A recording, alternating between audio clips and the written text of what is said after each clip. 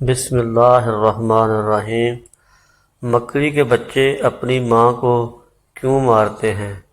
کیا آپ لوگ جانتے ہیں کہ مکڑی بچے پیدا کرنے کے بعد بچوں کے باپ کو کیوں قتل کرتی ہے، اور پھر وہ بچے بڑے ہو کر ماں کے ساتھ کیا عبرت ناک کام کرتے ہیں؟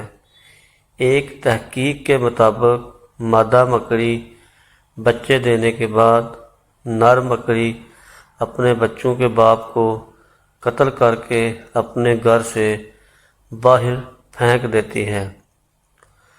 پھر جب اس کے بچے بڑے ہو جاتے ہیں تو اپنی ماں کو قتل کر کے گھر سے باہر پھینک دیتے ہیں۔ کتنا عجیب و غریب گھرانہ ہے، اور یقیناً بدترین گھرانہ ہے۔ قرآن مجید کی ایک سورہ ہے جس کا نام ہے عنکبوت۔ عربی کا لفظ ہے جس کو اردو میں مکڑی کہا جاتا ہے۔ قرآن مجید میں اللہ رب العزت نے فرمایا ہے کہ سب سے بودا یا کمزور گھر مکڑی کا ہے۔ قرآن کا معجزہ دیکھیے، ایک جملے میں ہی اس گھرانے کی پوری کہانی بیان کر دی کہ بے شک گھروں میں سے سب سے کمزور گھر عنکبوت یعنی مکڑی کا گھر ہے۔ اگر یہ انسان علم رکھتے، انسان مکڑی کے گھر کی ظاہری کمزوری کو تو جانتے تھے، مگر اس کے گھر کی معنوی کمزوری یعنی دشمنی اور خانہ جنگی سے بے خبر تھے۔ اب جدید سائنس کی وجہ سے بھی اس کمزوری سے واقف ہو گئے۔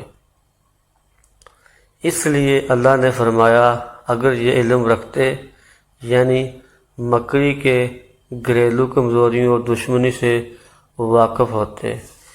اس سب کے باوجود اللہ تعالیٰ نے ایک پوری سورہ کا نام اس بری خصلت والے کیڑے کے نام پر رکھا۔ حالانکہ اس سورہ کے شروع سے آخر تک گفتگو فتنوں کے بارے میں ہے۔ سورہ کی ابتدا یوں ہے، کیا لوگ یہ خیال کرتے ہیں کہ وہ اس بات پر چھوٹ جائیں گے کہ انہوں نے کہا کہ ہم ایمان لائے اور ان کو آزمایا نہیں جائے گا، اور فرمایا لوگوں میں سے کچھ ایسے بھی ہیں جو کہتے تو ہیں کہ ہم ایمان لائے، مگر جب ان کو اللہ کی راہ میں اذیت دی جاتی ہے تو لوگ اس آزمائش کو اللہ کے عذاب کی طرح سمجھتے ہیں۔ اور ذہن میں یہ سوال پیدا ہو سکتا ہے کہ مکڑی کا فتنوں اور آزمائشوں سے کیا تعلق ہے؟ در حقیقت فتنے، سازشیں اور آزمائشیں بھی مکڑی کے جال کی طرح پیچیدہ ہیں، اور انسان کے لیے ان کے درمیان تمیز کرنا، ان کو بے نقاب کرنا آسان نہیں ہوتا، مگر اللہ مدد کرے تو یہ کچھ بھی نہیں ہوتے۔